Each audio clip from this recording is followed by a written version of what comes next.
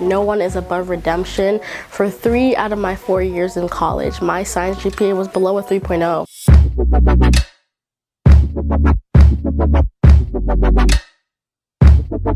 Hey friends, if this is your first time on my channel, you're most definitely welcome. If you're a returning subscriber, what's up? Thank you so much for sticking with me.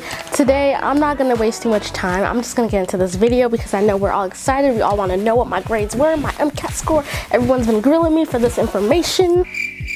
Today I'm going to talk to you guys about how I got into multiple medical schools with a low GPA. Let's get into the video. I just want to start off with saying I haven't decided where I'm going, so y'all can comment below and ask me, but I don't know where I'm going yet. I have options. I have some really great options, so we'll see where God takes me. I'm just soaking it in. The other day I got like another interview for medical school and I'm just kind of like, for those who don't know, I graduated from Stanford University with a Bachelor of Science in Human Biology. I'm currently in my second gap year and I'm starting medical school this summer. Okay, so let me just start by telling you guys, I initially applied to 35 schools. That means 35 primaries. I ended up sending secondaries to 29 schools. I received 9 interviews. I have been accepted to 6 schools, waitlisted at 1. I haven't heard from 1 and I haven't interviewed at the other yet. So that's kind of where I'm at right now. My Mcat score was a 507, which is above average for an average successful African-American applicant to medical school. My science GPA was a 3.19. My cumulative GPA was a 3.26. My non-science GPA was a 3.3 and my post-bac GPA was a 3.6. I didn't really do a full post-bac, but any class you take outside of your undergraduate institution becomes a post-bac grade. I didn't take physics at Stanford, so physics was the only class I had to take after graduating, and that was what my post-bac GPA was. And at the time I applied to medical school, I hadn't finished the last quarter of physics, and by the time that grade came in, my post-bac GPA rose to 3.7. I just want to say, even though my GPA was relatively lower than your average successful African-American applicant anyways, my most recent coursework was fire. It goes without saying, to get into medical school with a low GPA, you do have to do well in school, you know?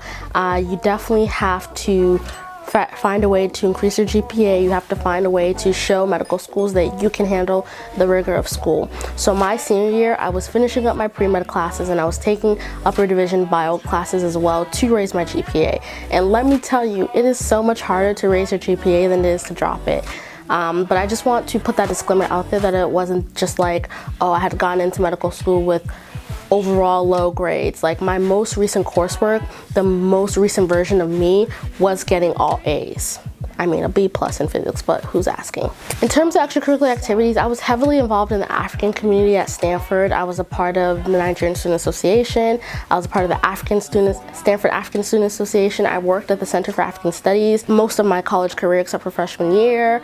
I created a dance group called Afrobeats at Stanford. So I was really heavily involved in a lot of African things. I also was really involved in mentoring as well. I really loved mentoring. So I was an RA for Stanford High School Summer College for like 3 summers. I worked at Little Medical School as an instructor. You know, a lot of my extracurricular activities were mostly things I was passionate about. I even put YouTube on one of my extracurricular activities as a hobby that I do just because I love making videos. I love helping other people. I love sharing my story and my testimony. So for me, that's what I wanted to put on there. I really only had about 3 to 4 things that were anything medical research or anything related. I did have 1 summer of research my junior year. I did shadow a doctor, and for my first gap year I was working at a community health center, so that's where most of my clinical experience came from. And I also volunteered as a health educator at our free clinic. That's really the only health related stuff I had on my extracurricular activities, and I just want to say that because you don't have to fill all 15 slots with something medical related to get into medical school. You can have passions and desires and interests outside of medicine and still get in. A lot of my stuff was really related to how much I love mentoring, how much I love community building, how much I love just my culture, and it got me in. I had 6 recommendations lined up. Some schools I sent all 6 to, other schools only had a maximum of 3, so I picked my top 3. But I had received a letter of recommendation from my organic chemistry professor, my biochemistry professor, my human physiology professor, my major advisor, who's also pretty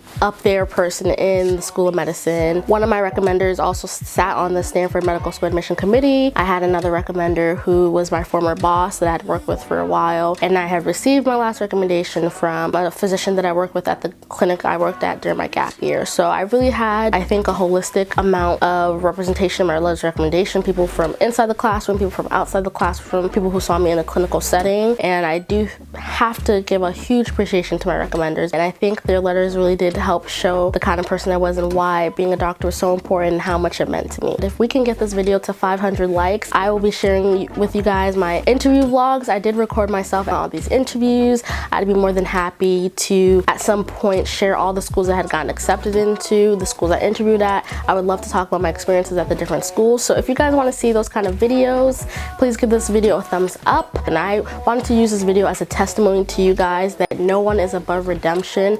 For 3 out of my 4 years in college, my science GPA was below a 3.0. Multiple times throughout the cycle, I really doubted myself and doubted if I could get into medical school. Multiple times in college, I told myself that I wouldn't get into medical school, but I think what has kept me going is the people around me, the support I've had. I think God has been a huge pillar for me. None of this would have been possible without God, because you can do your work, but once God has said yes and amen to something, it has become fact, it has become truth, it has become your destiny. I remember when I first clicked the submit button, I told myself, we just need to get into one school. That's it, just one school, and it doesn't matter what school it is. It can be a school in Nebraska, it can be a school whatever. As long as we get into one school, that's it. We are good to go. And God has blessed me where I received so many interviews. I've gotten into multiple good schools, and I am so excited to share with you guys my journey to medical school, as I've been sharing my journey in my pre-med journey, because I'm no longer pre-med, y'all. I am med. I look forward to making so many more videos to help you guys and inspire you guys. So please be sure to subscribe if you're not, and I will see you guys in another video.